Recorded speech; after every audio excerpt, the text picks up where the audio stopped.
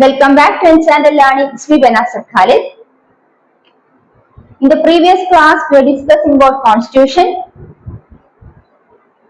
and there is 5 marks for Constitution in your degree prelims examination. So that 5 mark is very much valuable.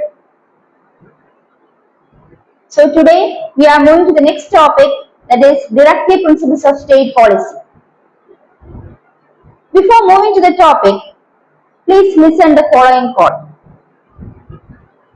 All of us do not have equal talents, but all of us have an equal opportunity to develop our talents.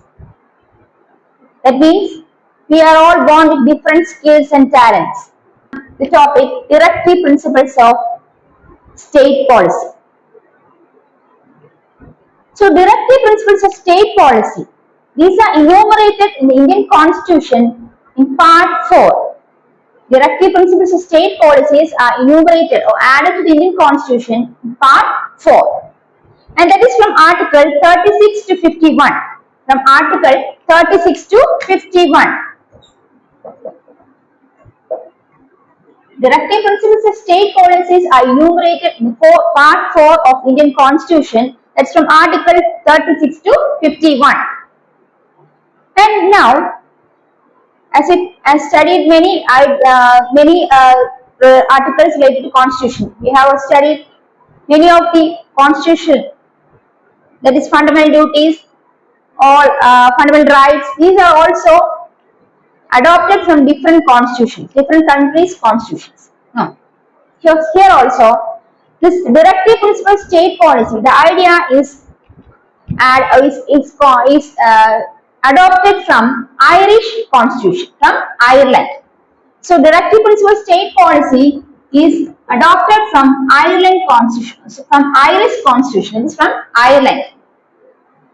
And the first country to introduce Directive Principles of State Policy in its Constitution was Spain. So, Spain was the first country to introduce Directive Principles of State Policy in its Constitution. And from the Spain, Ireland adopted such the Directive Principles of State Policies. And we, in our Constitution, Directive Principles of State Policies are adopted from the Irish Constitution. Now, Dr. Ambedkar described these Directive Principles of State Policy as novel features of Indian Constitution. So, Ambedkar described Directive Principles of State Policy as novel features of Indian Constitution.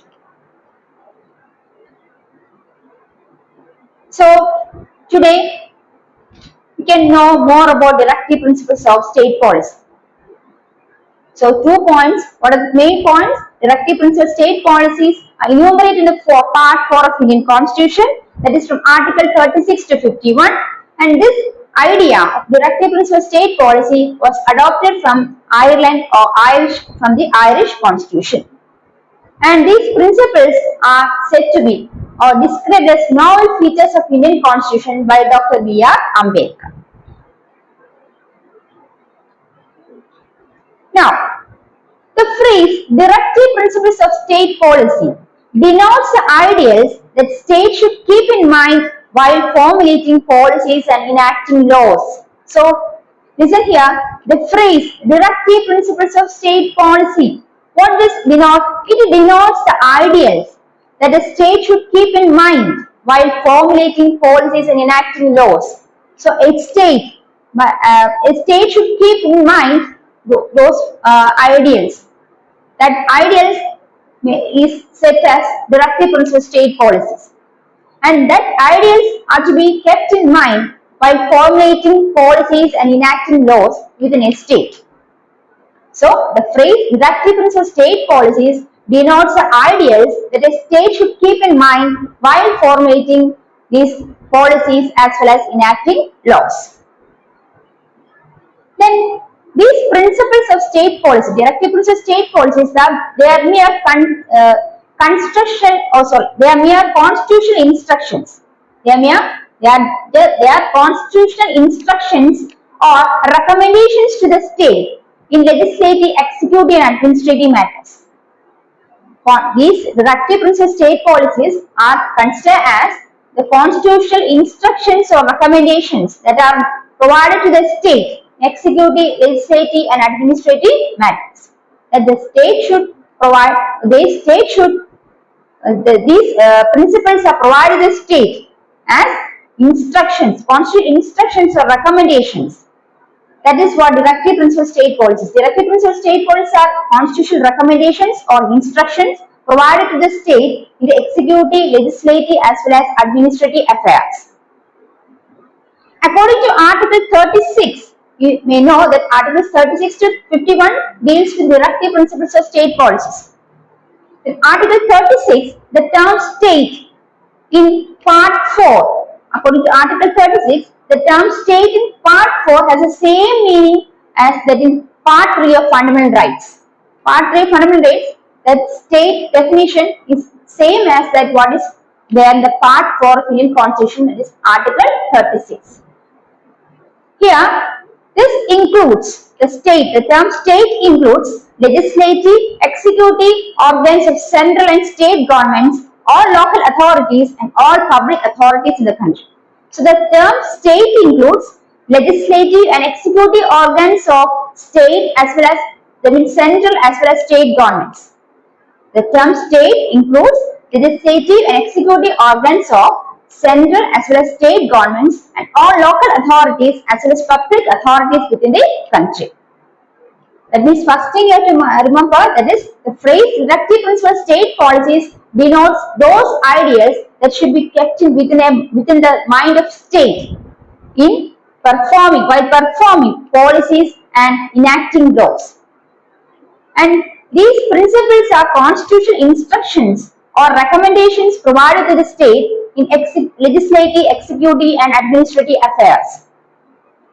And according to the Article 36, the term state denotes the same meaning as that is written on Article that is written in Fundamental Rights, Part 3 of the Fundamental Rights. The definition of state is same as that in Part 3 of Fundamental Rights. And the state includes what? It includes the legislative, executive organs of central as well as state governments and all local authorities as well as public authorities within the country. The state represents all executive and legislative organs of central and state governments, local authorities as well as public authorities within the country. The next one, the directive principles resemble the instrument of instructions. Instrument of instructions. Instrument of instructions. Have you heard this? Instrument of instructions. Instrument of instructions. The directive principles resemble the instrument of instructions enumerated in the Government of India Act 1935. So directive principles resemble instrument of instructions as that is instruments of instructions enumerated in the Government of India Act 1935. And in the words of Dr. Ambedkar, the directive principles are like the instrument of instructions which were issued to the Governor General and to the governors of colonies of India by British government under the Government of India Act of 1935. So please note the point. Directive principles resemble the instrument of instructions enumerated in the Government of India Act 1935. That is Dr. Ambedkar. He says that the directive principles are just like the instrument of instructions that were issued to the Governor General as well as to the governors of colonies of India by British government under the Government of India Act 1935.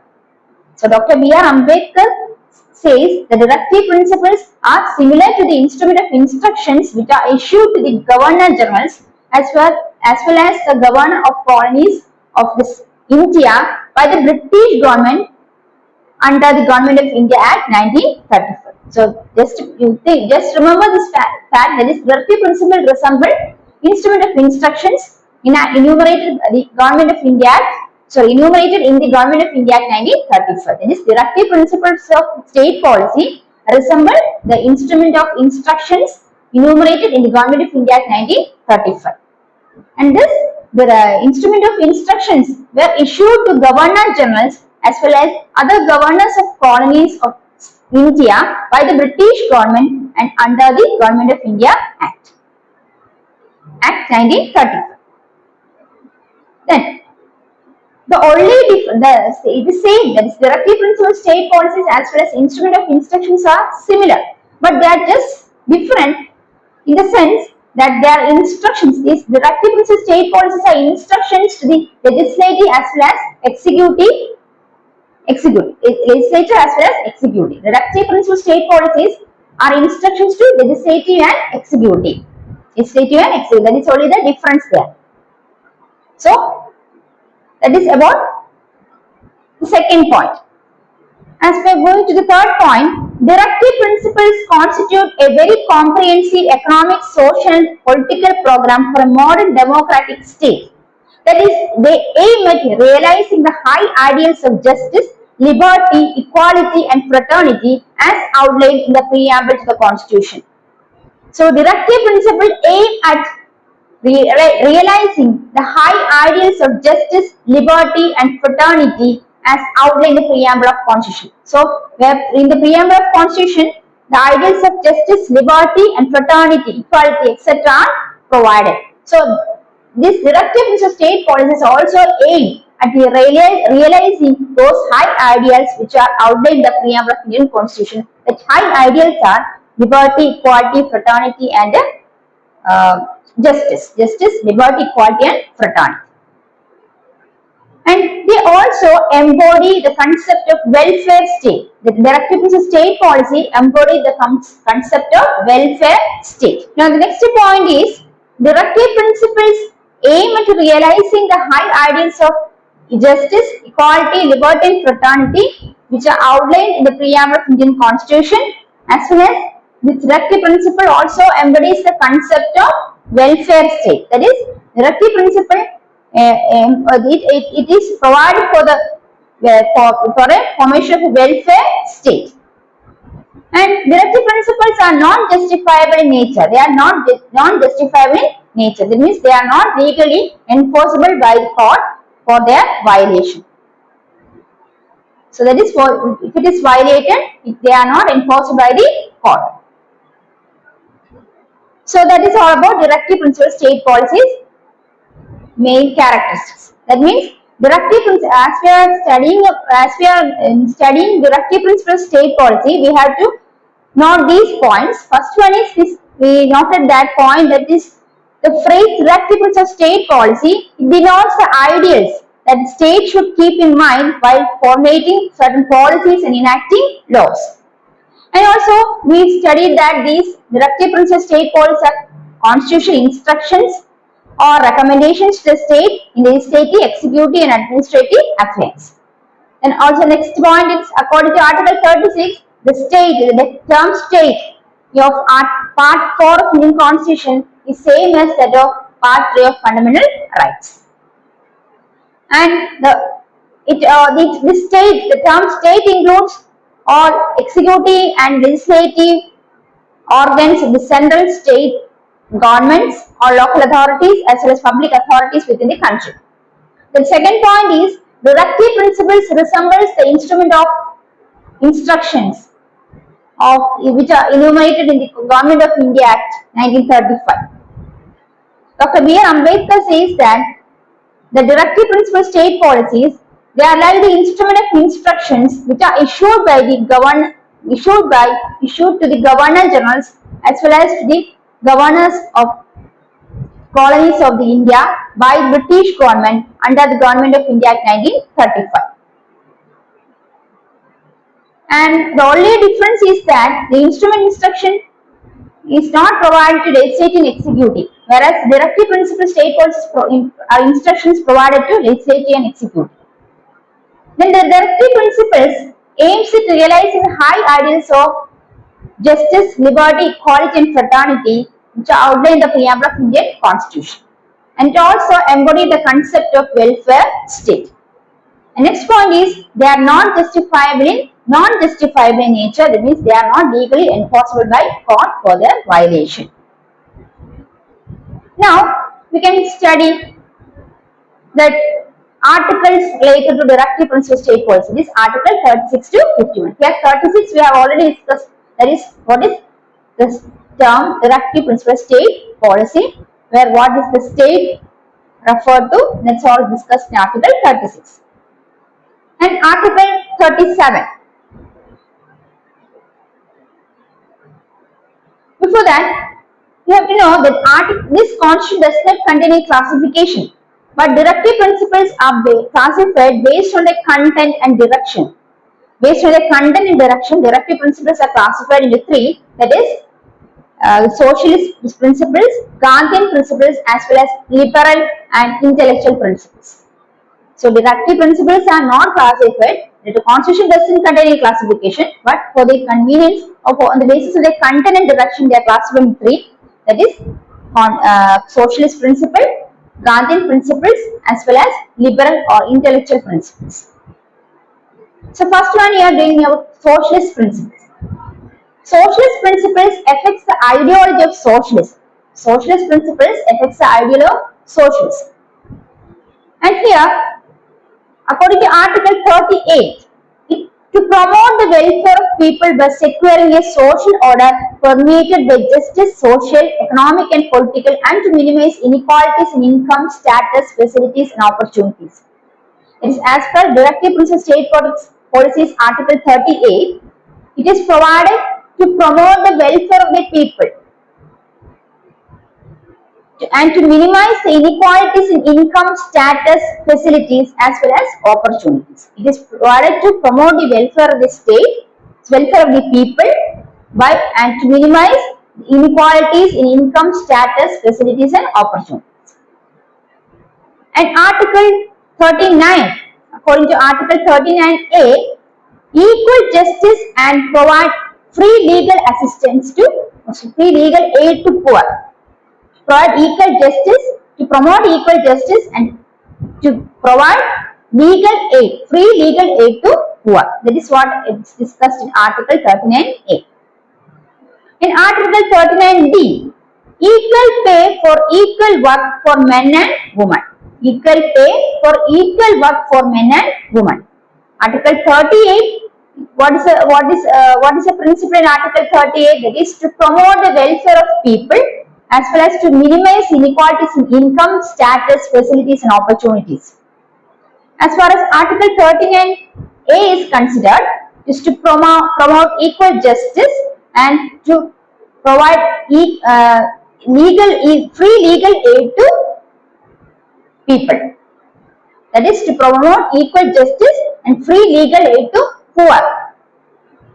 Then Article 39D, that is equal pay for equal work for men and women. Equal pay for equal work for men and women.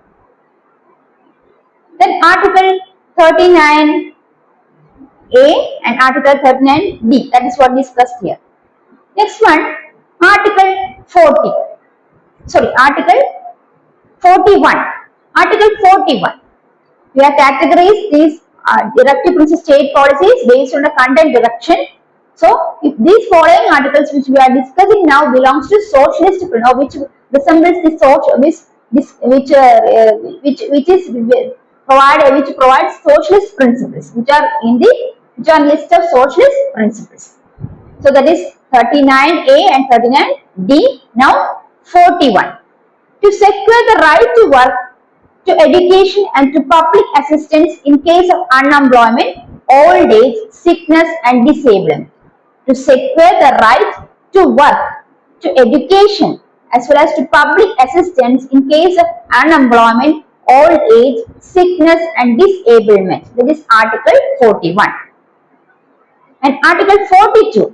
To make provision for just and humane conditions of work and maternity relief. To make provision for just and humane conditions of work and maternity relief. That is Article 42. And Article 43, to secure a living wage, a decent standard of life and social and cultural opportunities for all workers. To provide decent standard of life and social and cultural opportunities for all workers. That is what it is said in Article 43.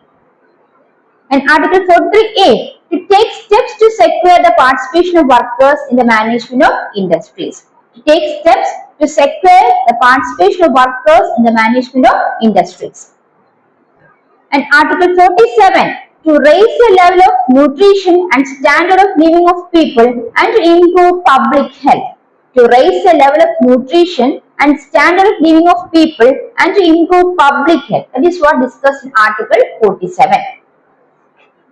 As per Article 47, prohibition of liquor, that is Article 47 is implemented in Indian state Gujarat. That is for Article 47 is provided for prohibition of liquor in the state Gujarat.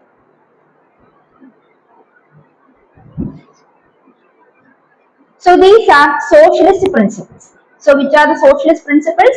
It is according to Gandhi, as far as we are discussing the Directive Principles state policies, those policies although categorized into three based on the content and directions, that is socialist principles, Gandhian principles as well as liberal and intellectual principles. First one is socialist principles. Here we discussed Article 38, that is to promote the welfare of people by securing a social order and to minimize inequalities in income, status, facilities and opportunities.